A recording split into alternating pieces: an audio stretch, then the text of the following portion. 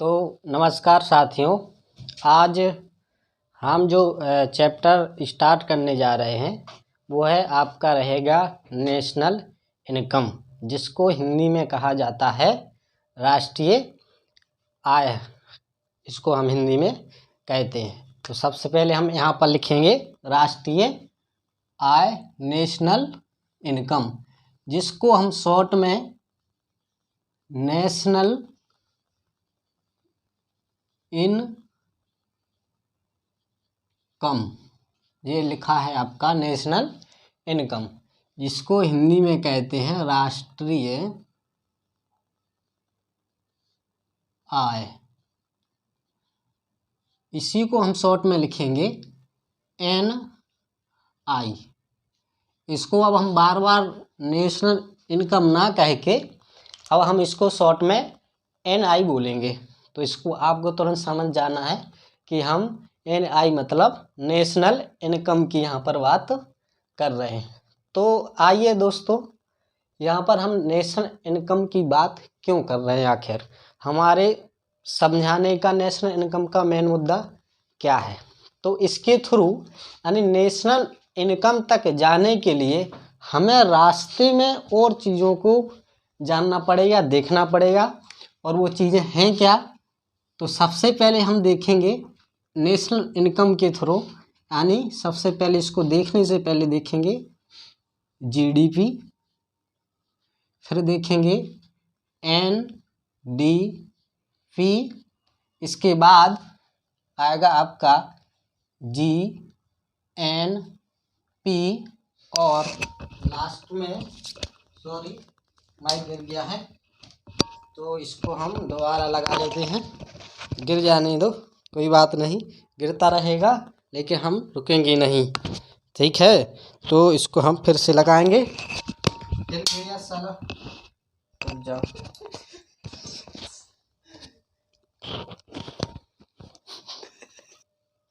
दोस्तों माफ़ी चाहता हूँ, यहाँ पर जो है मेरा ये माइक गिर गया था नीचे, 2 बार गया है लगातार, तो थोड़ा बीच में रुकावट आ गई थी, लेकिन कोई बात नहीं, आगे क्लास कंटिन्यू हम रखेंगे। तो यहाँ पर बात कर रहे थे हम नेशनल इनकम की, राष्ट्रीय आय की। एक बार फिर से रिवाइज कर देता हूँ। नेशनल इनकम अर्थात राष्ट्रीय आय, जिसको हिंदी में हम कहते हैं राष्ट्रीय आय, और शॉर्ट में हम इसको कहते हैं NI। राष्ट्रीय आय पढ़ने से पहले हमें 4 चीज़ों को पढ़ना पड़ेगा। नंबर फर्स्ट GDP, जैसा हमने यहाँ पर लिखा है। फिर दूसरे नंबर पर NDP पढ़ेंगे, फिर पढ़ेंगे GNP, फिर पढ़ेंगे NNP। लास्ट में जो NNP आएगा उसको ही हम कहेंगे नेशनल इनकम, यानी राष्ट्रीय आय। और राष्ट्रीय आय को समझने के लिए इन सबको पहले समझना बहुत ज़रूरी है। अगर ये नहीं समझेंगे तो राष्ट्रीय आय को हम समझने में थोड़ी चूक या भूल कर देंगे। तो हमें इस पर विशेष ध्यान देना है और इसको बारी बारी से बिल्कुल धैर्य के साथ, पेशेंस के साथ इसको हम पढ़ेंगे। थोड़ा आप पेशेंस रखिए, थोड़ा हम रखेंगे, थोड़ी बने रहिए, और तब जाके आप थोड़ा सीख पाएंगे, हम सिखा पाएंगे। तो GNP हमने यहाँ पर लिखा था, और लास्ट में लिखेंगे हम यहाँ पर NNP।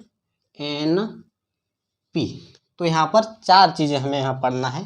नंबर फर्स्ट पढ़ेंगे यहाँ पर GDP, दूसरा पढ़ेंगे NDP, तीसरा पढ़ेंगे यहाँ पर GNP, और चौथा हम यहाँ पर पढ़ेंगे NNP, और लास्ट में कहीं जा कर के हम पढ़ेंगे जो हमारा मेन मुद्दा है NI, जिसको नेशनल इनकम कहते हैं।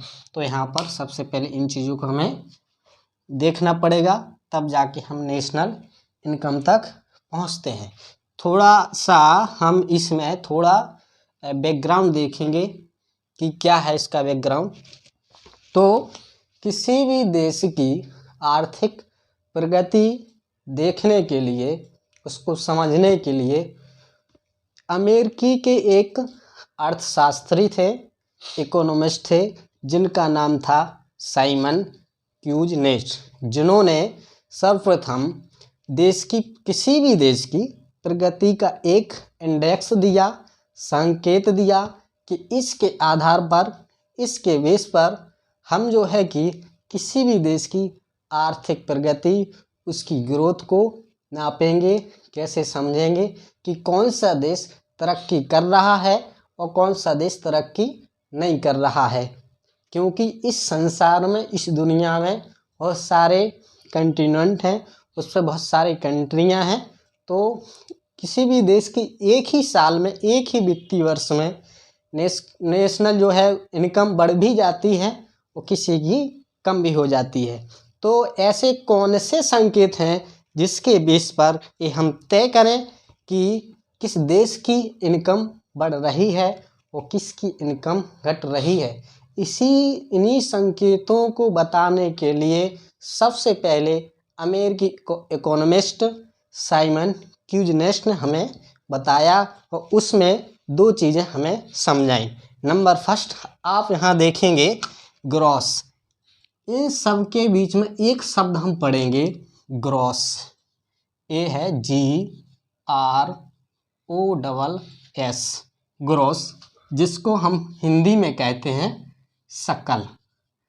और थोड़ा व्यवहारिक अंदर जाएं तो सकल को हम कहेंगे टोटल या समस्त या पूरा।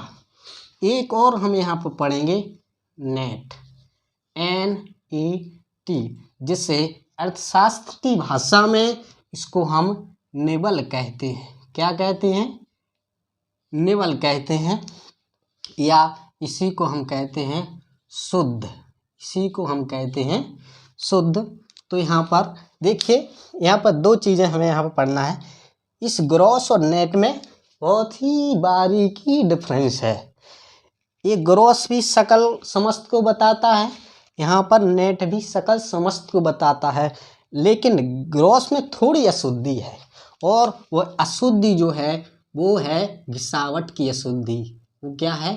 घिसावट की अशुद्धि, इसको इंग्लिश में कहते हैं डेप्रिसिएशन, इसको हम हिंदी में कहते हैं, या इसी को कहते हैं मूल्य ह्रास अर्थशास्त्र की भाषा में। अगर हम इसी ग्रॉस में से डिप्रिसिएट को निकाल दें तो बचेगा हमारा नेट, जिसे हम कहेंगे निबल या शुद्ध। तो इन दोनों की हमें, इन सभी को समझने के बीच में ज़रूरत पड़ेगी, तो इसलिए हमने ये सब बताया है। तो इन्हीं शब्दों का साइमन क्यूजनेट ने जो है यूज किया। तो सबसे पहले हमने आपको बताया था कि नेशनल इनकम पढ़ने से पहले आपको हम चार चीज़ें बताएंगे, GDP, GNP, NDP और NNP। तो इसमें सबसे पहले हम पढ़ेंगे GDP। इसमें सबसे पहले हम जो है पढ़ेंगे वो है आपका GDP, जिसका फुल फॉर्म होता है ग्रॉस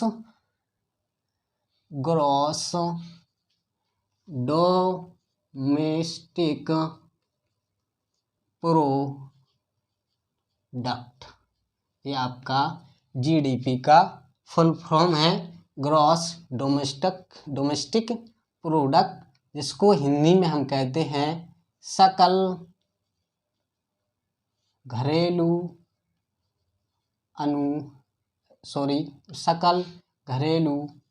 उत्पाद। सकल का होना आपको बताई है कि सकल का मतलब समस्त, टोटल होता है। घरेलू का मतलब होता है हमारे घर की, और घर हमारा इस पूरी दुनिया पर हिंदुस्तान है, इंडिया है, यानी इंडिया की आय, इंडिया के पूरे स्रोतों से एक साल के अंदर जो आय है वही हम कहेंगे हमारी घरेलू आय है। ठीक है, तो यहाँ पर घरेलू का मतलब हमारे घर की, और यहाँ पे घर से मतलब हमारे पूरे हिंदुस्तान से है।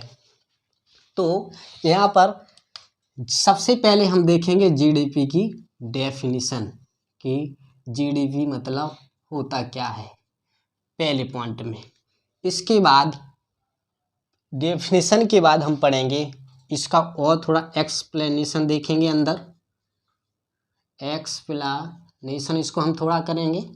इसके बाद दूसरा पॉइंट है इसका यूज, कि इसका यूज क्या है और इंटरनेशनल लेवल पर इसका यूज क्या है, इसको भी हम यहाँ पर देखेंगे। जैसे यहाँ पर कोई भी चीज़ हो, चाहे नेशनल इनकम हो, चाहे जीडीपी हो, चाहे उन चारों में से कोई एक हो, इनका कोई ना कोई रोल है, कोई ना कोई इनका मानक है, या किसी चीज़ के लिए बनाई गई है, कुछ ना कुछ मतलब है। तो यहाँ पर हम पहले देखेंगे इसकी डेफिनेशन। तो इस दुनिया में, इस पृथ्वी पर बहुत सारे देश हैं, कंट्री हैं, जिनकी अलग अलग एक साल में नेशनल इनकम आती है, उनकी अलग अलग जीडीपी होती है। कभी जीडीपी कम हो जाती है, कभी जीडीपी बढ़ जाती है। जैसे आपने देखा होगा कि जो कोरोना पीरियड आया था, उसमें हमारे देश की और बाकी और अन्य देशों की भी जो है जीडीपी घट गई थी। तो और अब कंटिन्यू धीरे धीरे उसकी रिकवरी हो रही है, बढ़ रही है। तो कभी घट जाती है, कभी बढ़ जाती है। तो इसको देखेंगे सबसे पहले कि जीडीपी क्या है। तो यहाँ पर देखिए, जैसे ये हमारा,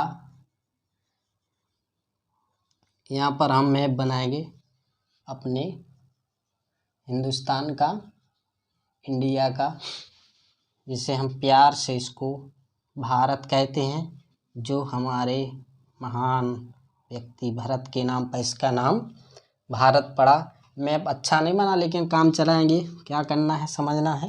ये छोटा सा या मैं लट्टू सा जो लटक रहा है वो श्रीलंका है। तो ये है अपना भारत, ये अपना भारत है।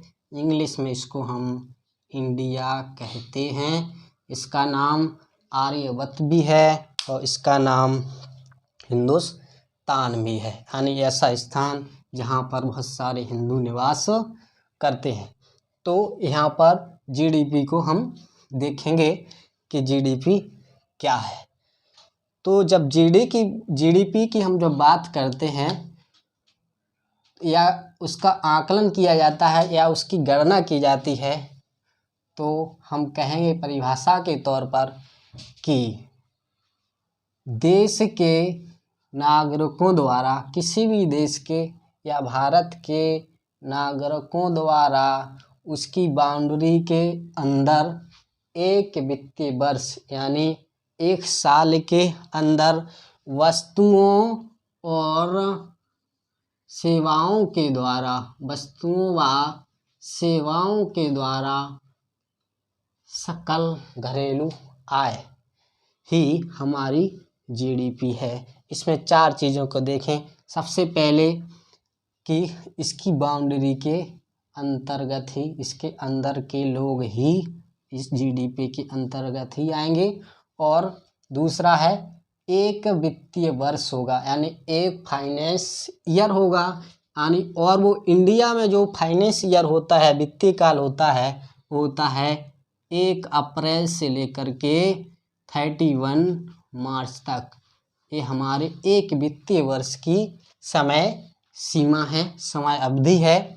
तो हिंदुस्तान की या किसी भी देश की बाउंड्री के अंदर उसके नागरिकों द्वारा, या अगर कोई भी विदेशी नागरिक उस देश में पैसा कमा रहा है एक साल के अंदर, तो उस देश के निवासियों द्वारा, बाहर से आए निवासियों के द्वारा एक साल में वस्तुओं के द्वारा और सेवाओं के द्वारा जो टोटल इनकम होती है, उसी को हम जीडीपी कहते हैं। तो पहला पॉइंट था कि समय सीमा 1 साल होना चाहिए, एक वित्तीय वर्ष, और इसकी बाउंड्री है कि इस बाउंड्री के अंदर आने वाले सभी लोगों के द्वारा एक वित्तीय वर्ष में कमाया गया धन या आय ही जीडीपी कहलाती है। तो यहाँ पर आपको ध्यान देना है कि जीडीपी क्या है। तो आपको जीडीपी यहाँ पर समझ में आया होगा। अब देखिए, जैसे अगर हमारे हिंदुस्तान का कोई भी नागरिक या महिला हो या पुरुष हो या कोई कंपनी हो, अगर यहाँ चाइना में कोई काम कर रहा है तो जो पैसा कमाएगा उसको हम जीडीपी पे इंक्लूड नहीं करेंगे। लेकिन अगर कोई चाइना का व्यक्ति या कंपनी यहाँ पर अपना बिजनेस कर रही है, जो भी आय होगी वो जो है जीडीपी में इंक्लूड होगी। तो आपको यहाँ पर ये ध्यान देना है कि जीडीपी क्या है। तो एक वित्तीय वर्ष में देश के पुरुषों, नागरिकों या कंपनी के द्वारा कमाया गया वस्तुओं या सेवाओं के द्वारा धन या आय ही सकल घरेलू उत्पाद, ग्रॉस डोमेस्टिक प्रोडक्ट, जीडीपी कहलाती है। तो यहाँ पर हमें आपको ध्यान देना है। अब देखिए, यहाँ पर हमने आपको बताया था कि डेफिनेशन, तो डेफिनेशन हमने आपको बता दी। अब हम आपको बताएंगे इसके यूज, इसके मानक क्यों हैं, क्या है कि जीडीपी को क्यों लाया गया और इसका मतलब क्या है, वो इंटरनेशनल लेवल पर और नेशनल लेवल पर इसका क्या रोल है।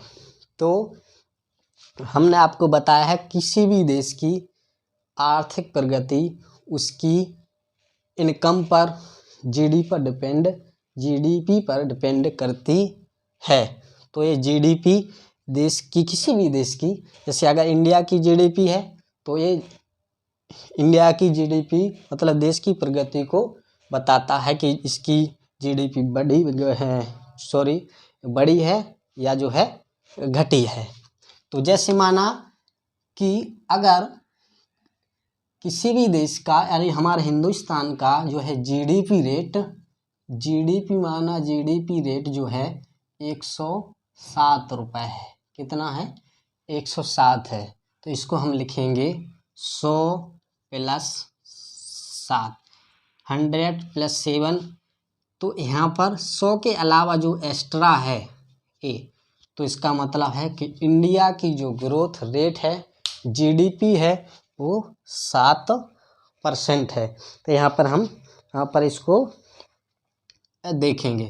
तो यहाँ पर अब एक चीज़ और हमें यहाँ पर देखना है कि इस जीडीपी में क्या मिला है, घिसावट मिली है, यानी अशुद्धियाँ मिली हैं। ये आपकी शुद्ध घरेलू आय नहीं है। हम इसके बाद पढ़ेंगे शुद्ध घरेलू आय। तो यहाँ पर कितनी है, एक एग्जाम्पल के तौर पर हमने देखा कि इसकी जीडीपी कितनी है, 7%। अगर 107 है तो इसकी ग्रोथ रेट कितनी है, 7% है।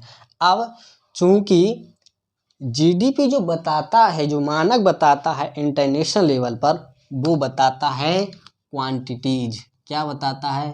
क्वांटिटीज को बताता है, मतलब उसकी परिमाणात्मक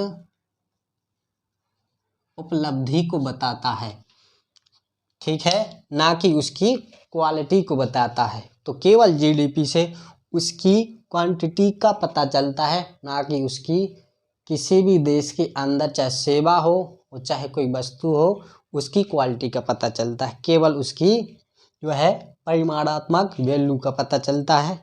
और जीडीपी से किसी भी देश के अंतर्गत कितनी उसकी इनकम है, कितनी उसकी शक्ति है, पावर है, इससे जीडीपी से इसका हम पता लगा सकते हैं। लेकिन इसके अंदर जितनी वस्तुएं हैं या सेवा हैं, उसके बारे में हमें कोई जानकारी नहीं मिलती। इसलिए हमने कहा है कि ये जो है क्वांटिटीज है, ना कि क्वालिटी है।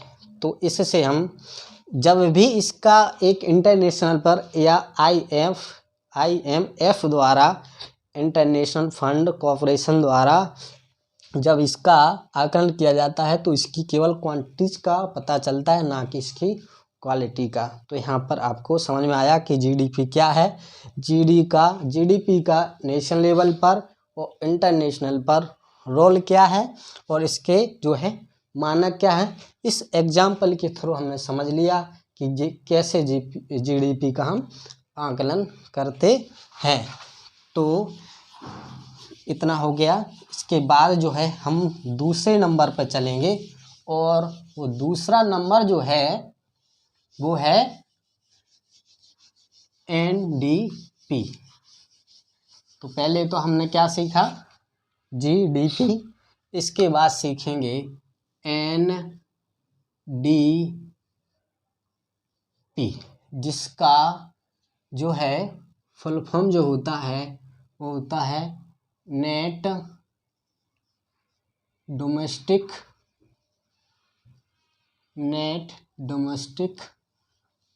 प्रोडक्ट। इसको हम कहेंगे हिंदी में शुद्ध घरेलू आय।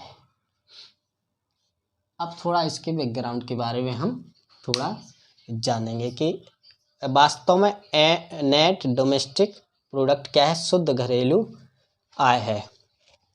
तो जैसे GDP में हमने क्या किया था कि किसी भी देश की बाउंड्री के अंतर्गत आने वाली एक वित्तीय वर्ष में कमाया गया कुल धन या आय उसकी GDP कहलाती है। लेकिन उस GDP में, उस आय में हमने कोई टूटी फूटी राशि या कोई घिसावट को घटाया नहीं था। जैसे माना कि इस मार्कर से हमने साल भर काम किया, एक साल वित्तीय वर्ष काम किया, वो काम करने वाले हम हैं और हमने हिंदुस्तान में काम किया और इससे हमने जो है साल भर में 20 रुपया कमाए। इससे जो इनकम हमारी साल भर की कितनी है, 20 रुपया है। तो ये 20 रुपया ही क्या कहलाती थी, GDP कहलाती। लेकिन क्या ये अगले साल के भी उतना ही प्रोडक्शन देगा, ऐसा नहीं है। इसमें थोड़ी घिसावट आएगी, इसकी कार्य क्षमता में, इसकी एक्टिविटी में, इसके वर्क पावर में थोड़ी कमी आएगी, जिससे आने वाले साल में वो 20 रुपया ना कमा करके 18 कमाए, हो सकता 17 कमाए, हो सकता 16 कमाए। तो कहने का मतलब हमारा इतना सा है कि इस चीज़ के द्वारा एक साल में हमने हिंदुस्तान में 20 रुपया कमाए। जब 20 रुपये कमाए तो वो हमारी क्या थी, GDP थी। लेकिन इसने भी तो काम किया तो इसका भी कुछ नुकसान हुआ होगा, लेकिन हमने उसको घटाया नहीं, उसको हमने नज़रअंदाज किया है। तो इस NDP पे हम उसको घटाएंगे और जब हम घटाएंगे उस वैल्यू को तो वो हमारी कहलाएगी डेप्रिसिएशन, या हिंदी में उसको कहते हैं मूल्य ह्रास। इसको हम कहते हैं हिंदी में क्या कहते हैं, मूल्य ह्रास। थोड़ा हम पानी पी लें, बोलते बोलते थोड़ा सूख गया है गला, लिया है, गला सूख रहा था मेरा। तो यहाँ पर हम बता रहे थे NDP। अगर हम GDP में से मूल्य ह्रास को या डेप्रिसिएशन को कम कर दें तो वो हमारी क्या कहलाती है, NDP। लेकिन NDP कभी भी किसी भी देश की विश्व स्तर पर या राष्ट्रीय स्तर पर उसकी रैंक या उसको ग्रोथ रेट हम नहीं बता सकते। किसके थ्रू, NDP के थ्रू। ठीक है, तो यहाँ पर अगर हम लिखेंगे, यहाँ पर हमें लिखना है NDP is equal to GDP minus depreciation. इसको हम D से प्रदर्शित करेंगे। इसको हिंदी में कहते हैं मूल्य ह्रास। इसको हम हिंदी में कहते हैं मूल्य ह्रास। अब यहाँ पर देखिए, अब हम जो कह रहे हैं कि NDP से किसी भी देश की ग्रोथ रेट तय नहीं की जाती है और इसका एक कारण है कि क्यों नहीं की जाती है। तो इसका एक सीधा सा ये कारण है कि हर देश की, दुनिया में जितने भी देश हैं, वह जो गिरावट रेट है, जो डेप्रिसिएट रेट जो तय करती है, वो उस देश की सरकार तय करती है कि कितने % इसकी डेप्रिसिएशन रेट रखी जाएगी। और हर कंट्री की, विश्व में हर कंट्री की, हर देश की जो डेप्रिसिएशन रेट है अलग अलग होती है। जैसे हम अपने देश की बात करें तो यहाँ पर जो डिप्रेशन रेट है वो ज़्यादा रखी जाती है, बल्कि जो और अन्य देश हैं उनकी जो है डिप्रेशन रेट कम रखते हैं, क्योंकि वो अपनी चीज़ों से, अपने संसाधनों से ज़्यादा काम करते हैं, उनकी जो डिप्रिसिएशन है वो कम रहती है। जैसे जितने भी अच्छे अच्छे मकान हैं, रहायशी घर हैं या मकान हैं, उनकी जो डिप्रिसिएशन रेट है वो इंडिया में जो कितनी रखी जाती है, वो रखी जाती है 1%। जितने भी रिहायशी घर हैं, जितने भी रिहायशी मतलब अच्छे अच्छे जो घर हैं, क्यों जब अच्छे घर हैं तो उनका टूट फूट कम होगी, काफ़ी लंबे समय तक हो सकता है, 100 साल चल जाए, 150 साल तक चल जाए, तो उनकी जो रेट है वो 1% रखी है। बाकी जैसे एक पंखा है, बिजली वाला पंखा जो लाइट से चलता है, बिजली से चलता है, उसकी जो इंडिया में जो रेट है, डिप्रिसिएशन रेट जो है, घिसावट जो दर है वो है 10%। कितनी है, कहाँ पर, इंडिया में है जो है 10%। अब कभी कभी इसकी जो डिप्रेशन रेट बढ़ भी जाती है और कभी कभी इसकी रेट घट भी जाती है। जैसे सन 2002 की हम बात कर रहे हैं। सन 2002 में सरकार ने क्या किया कि जो 6 पहिया वाले वाहन हैं उस पर जो घिसावट थी वो थी पहले 20% हुआ करती थी, लेकिन इसको जो बढ़ा करके कर दिया गया 40%। और 40% करने का उसका रीज़न था कि जो वाहन है वो ज़्यादा मात्रा में उनकी बिक्री हो, ज़्यादा मात्रा में वो बिकें, ये उनकी। और एक और आपको यहाँ पर ध्यान देना है कि जो डिप्रिसिएशन जो रेट जो तय होती है वो एकदम तार्किक आधार पर तय होती है, इलॉजिकल, बिल्कुल लॉजिकल जो है बेस पर इसको तय किया जाता है। लेकिन जब ये सन 2002 में इसकी 20 से 40% जो रेट तय हुए थे उसमें कोई लॉजिक नहीं था। तो 20 से 40% उनका लॉजिक यही था कि जो है वाहनों की बिक्री बढ़ जाएगी, यही उनका जो है रेट था। मतलब उनका कहने का मतलब मन था कि वाहनों की बिक्री बढ़ जाएगी अगर हम घिसावट को बढ़ा देंगे। तो यहाँ पर एनडीपी का मतलब सीधा सा हो गया कि जीडीपी में से जब हम डिप्रिसिएशन को कम कर देंगे तो वो हमारी क्या कहलाएगी, एनडीपी, नेट डोमेस्टिक प्रोडक्ट, जिसको हिंदी में शुद्ध घरेलू आय कहते हैं। जैसे एक एग्जाम्पल के तौर पर समझिए कि जैसे एक हमारा 1 एकड़ का खेत है, हमने उसमें जो है गेहूं को बोया। गेहूं को बोने के बाद हमने उसको बाजार में मार्केट में ले गए। मार्केट में ले जाने के बाद वो माना कि 50 रुपये का बिका गेहूं। तो 50 रुपये का बिकने का मतलब ये नहीं हो गया कि 85 रुपये का हमें फ़ायदा हो गया, ऐसा नहीं है। ऐसा अगर हम सोचेंगे तो ऐसे हम भ्रम में हैं, ये हमारा भ्रम है। क्यों? क्योंकि उसके साथ साथ और चीज़ों का भी साथ साथ उनमें काम होगा, तो उसमें घिसावट बढ़ी है, उनमें भी पैसा कुछ खर्च होगा। तो वही जो 50 रुपया इनकम थी उसी में से हम उसी घिसावट को जो बाकी सामानों ने काम किया है, जो उनमें टूट फूट हुई है, मशीनी तौर पर जो भी हुआ नुकसान, उसको कम कर देंगे, तो वही हमारी बचेगी एनडीपी, नेट डोमेस्टिक प्रोडक्ट। अब हमें पढ़ना है इसका यूज, हमें यहाँ पर पढ़ना है। तो सबसे पहले अभी तक हम जो आपको बता रहे थे वो थी आपकी एनडीपी और एनडीपी की परिभाषा कि जीडीपी में से अगर हम डिप्रिसिएट को घटा देंगे तो वही हमारी एनडीपी कहलाएगी। अब एनडीपी का रोल क्या है? तो उसका सीधा सा रोल ये है कि इसके बेस पर हम ये देख लेते हैं कि कौन सी चीज़ों का नुकसान हुआ है, कौन सी चीज़ों का नहीं हुआ है और कितना नुकसान हुआ है।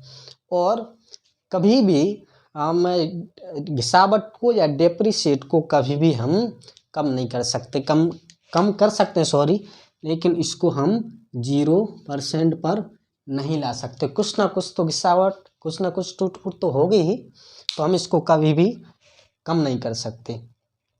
लेकिन यूरोप है, अमेरिका है, रूस है, चाइना है, जापान है, ये सब कंट्रियों में जो गिरावट है वो कम होती है। वो कम से कम करने की कोशिश भी करते हैं, इसलिए उनकी जो विकास रेट है, ग्रोइंग जो रेट है वो ज़्यादा है इंडिया की अपेक्षा। जबकि इंडिया में जो डिप्रिसिएशन है वो रेट ज़्यादा है, यानी गिरावट ज़्यादा होती है। तो यहाँ पर एक तो ये इसका ये हो गया।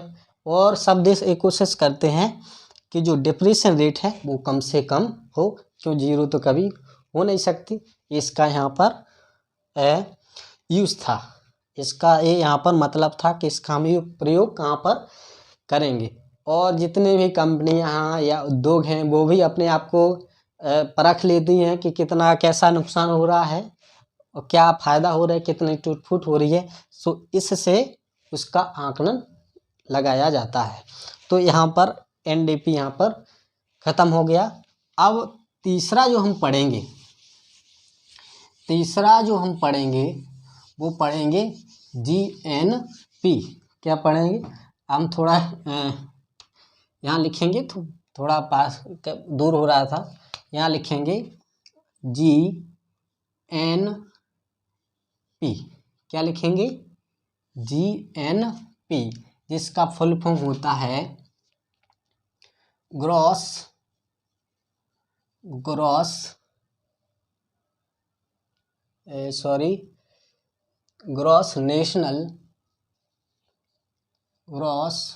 नेशनल प्रोडक्ट, इसका एक फुल फॉर्म होता है।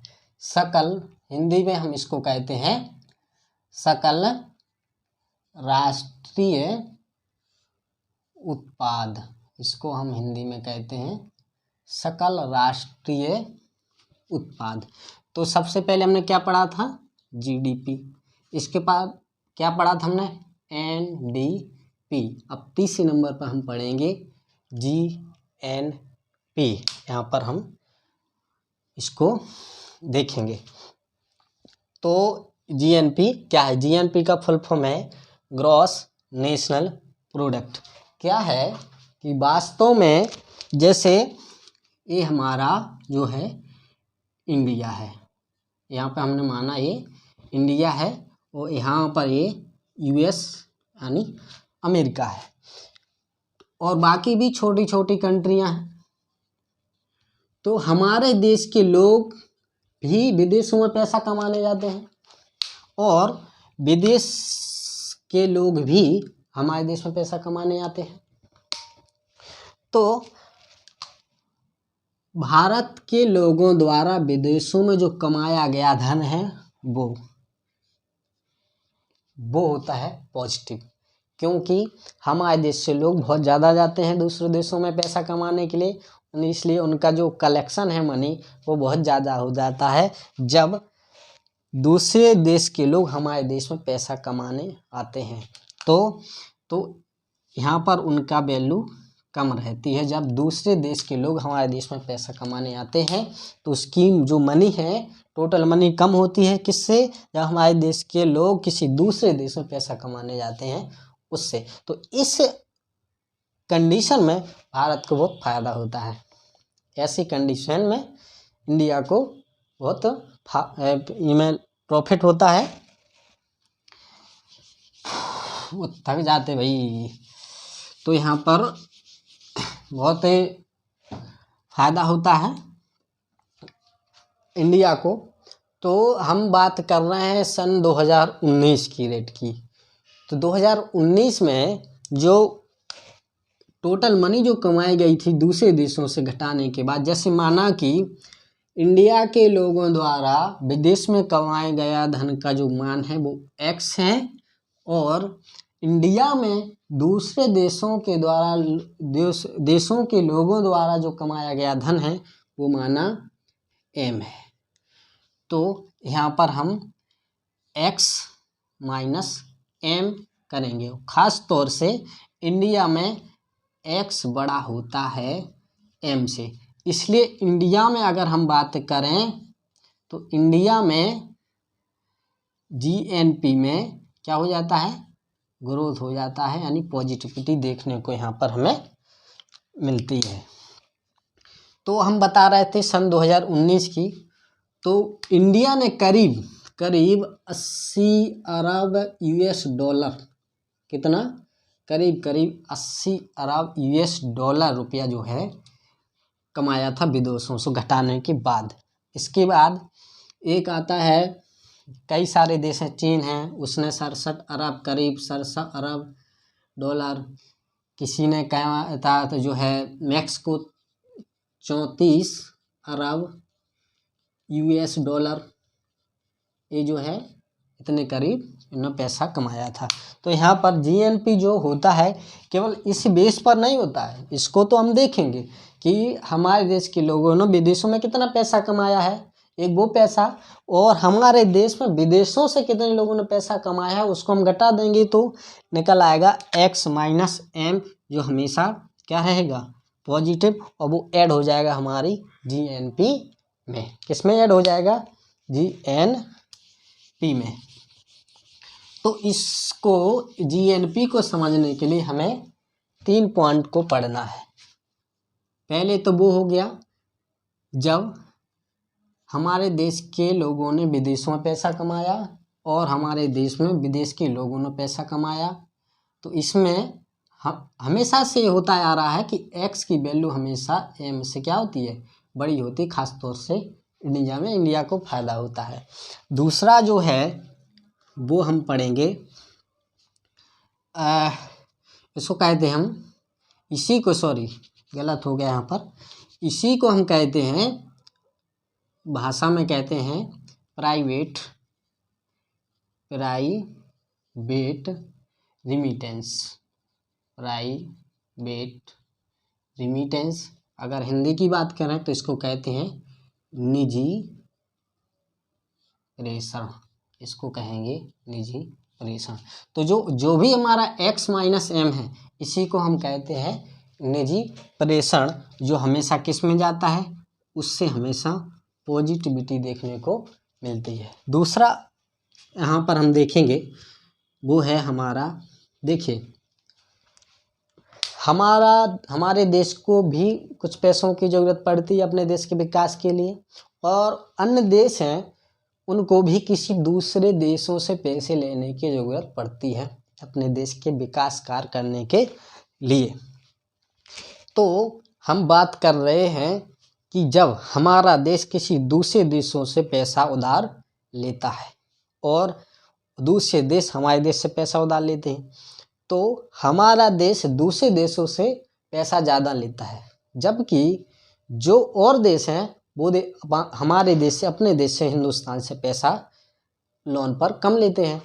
तो यहाँ पर जो हमारे देश से दूसरे देशों से जो पैसा लिया गया है वो ज़्यादा हो जाता है, और बाकी जो दूसरे देश अपने देश से पैसा लेते हैं वो कम लेते हैं। तो ऐसी कंडीशन में हमें, जब पैसा दूसरे का उधार ज़्यादा लिया है तो हमें दूसरे का कर्ज भी ज़्यादा देना पड़ेगा।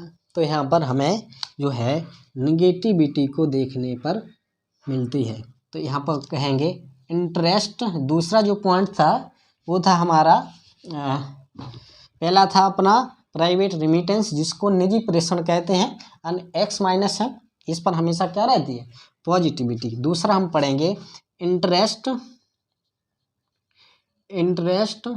ऑफ एक्सटर्नल लोन, क्या कहेंगे, एक्सटर्नल लोन, यानी इंडिया के द्वारा बाहरी देशों से लिया गया कर्ज, उसका जो ब्याज भुगतान होता है वो बहुत ज़्यादा हो जाता है। ऐसी स्थिति में जो हमें देखने को मिलता है उसमें हमें नेगेटिविटी देखने को यहाँ पर मिलती है। तो इसमें जो पॉजिटिविटी हो रही थी उसमें थोड़ी और कम हो जाती है, किसकी वजह से, इसमें नेगेटिविटी की वजह से। अब तीसरा जो हमें पॉइंट पढ़ना है वो है हमारा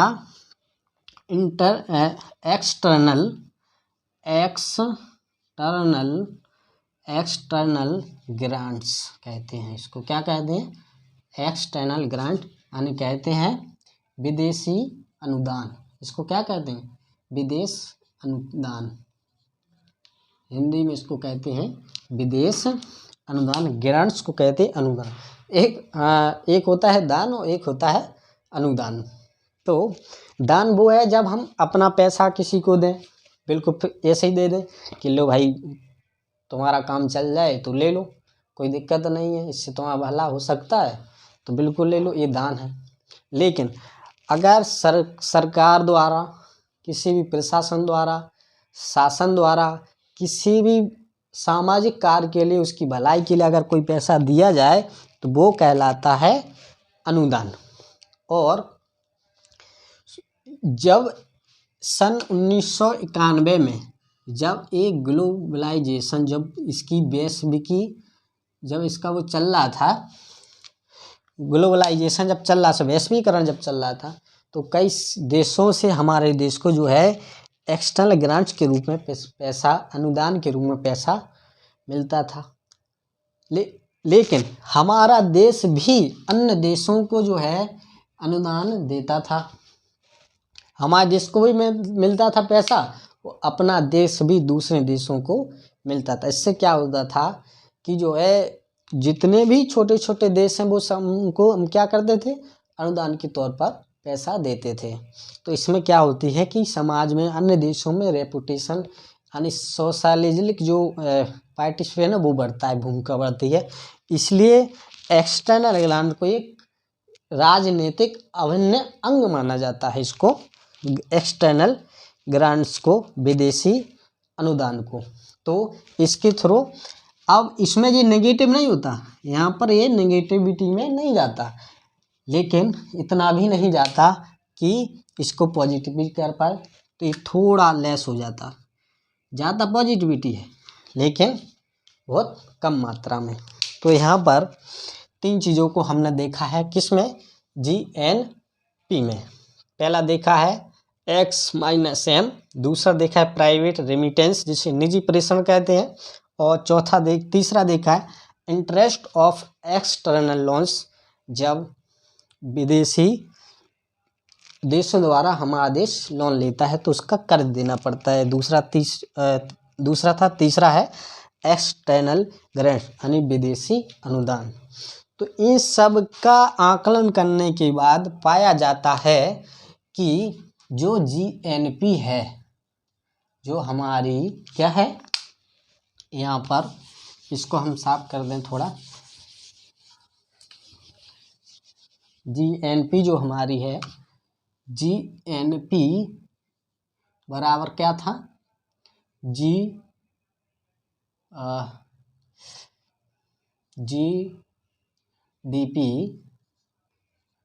प्लस क्या था, जो है यहाँ पर हम देखेंगे GNP, तो यहाँ पर क्या था कि जो है GNP हम देखेंगे तो GNP बराबर था GDP प्लस X-M। ये हमेशा इंडिया में खासतौर से कई सालों से जो है नेगेटिविटी में जा रहा है। तो इसमें देखेंगे X क्या है, X है हमारे देश में विदेशों से, सॉरी गलत हो गया, हमारे देश के लोगों द्वारा विदेशों से अर्जित आय। और M क्या है, M है हमारे देश में विदेशी लोगों के द्वारा अर्जित आय, और हमेशा ये पॉजिटिव रहता है। तो अगर X बड़ा है M से तो ये हमेशा किस में जाएगा, पॉजिटिविटी में, यानी हमेशा आपकी GNP बड़ी होगी किससे, GDP से।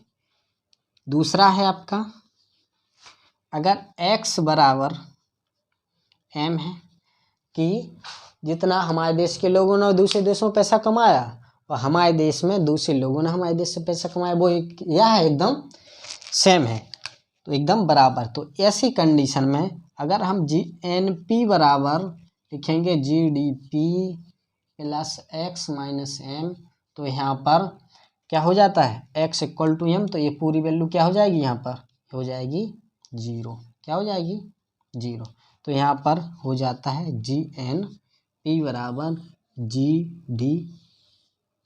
इसको हम कहते हैं बैलेंस्ड, इसको हम क्या कहते हैं, बैलेंस्ड इकोनॉमी, यानी संतुलित अवस्था, ना इधर ना ही इधर।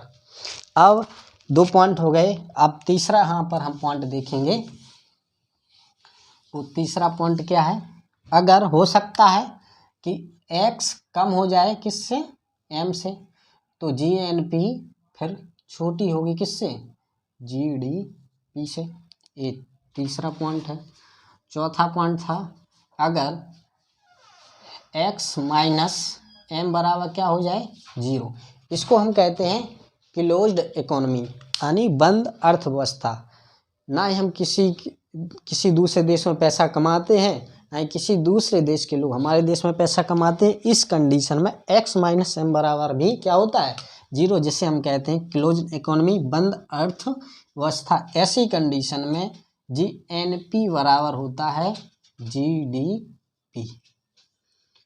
ये आपको यहाँ पर इतनी वैल्यू समझने चाहिए। तो यहाँ पर 1 2 3 और 4 शर्तें यहाँ पर हमारी हो गई हैं। अब चौथे नंबर पे हम देखेंगे जो है NNP। हमने GDP पढ़ा, NDP पढ़ा, GNP पढ़ा, और अब पढ़ेंगे NNP। क्या पढ़ेंगे, NNP, जिसे कहते हैं नेशनल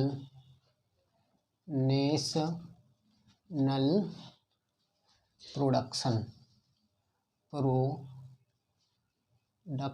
जिसे हिंदी में कहते हैं शुद्ध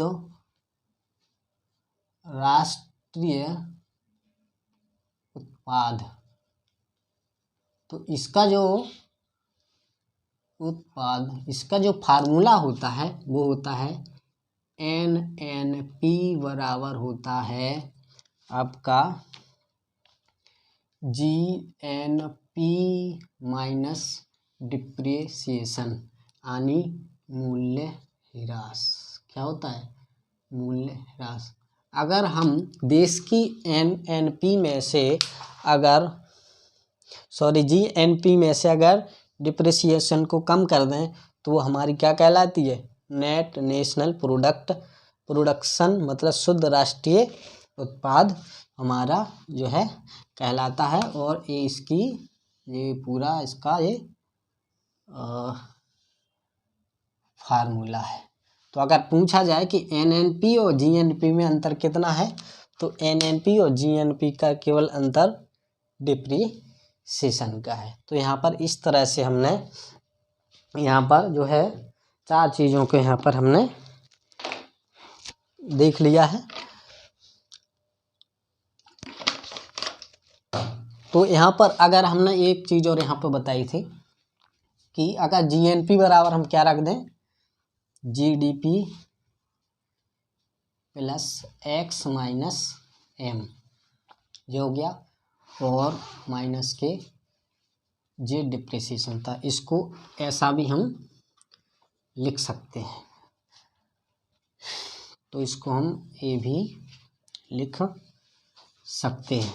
तो लास्ट में क्या मिला हमें, NNP। अगर हम NNP से क्या माइनस कर दें, घिसावट को, तो यही हमारी कहलाती है, जो लास्ट में बची वो कहलाती है हमारी नेशनल इनकम। क्या कहलाती है, नेशनल इनकम, यानी राष्ट्रीय आय। वास्तव में यही किसी भी देश की एकदम शुद्ध आय होती है, जिसको कहते हैं NNP, national income net national production, और यही जो है हमारी कहलाती है नेशनल इनकम, राष्ट्रीय आय। आओ हम देखेंगे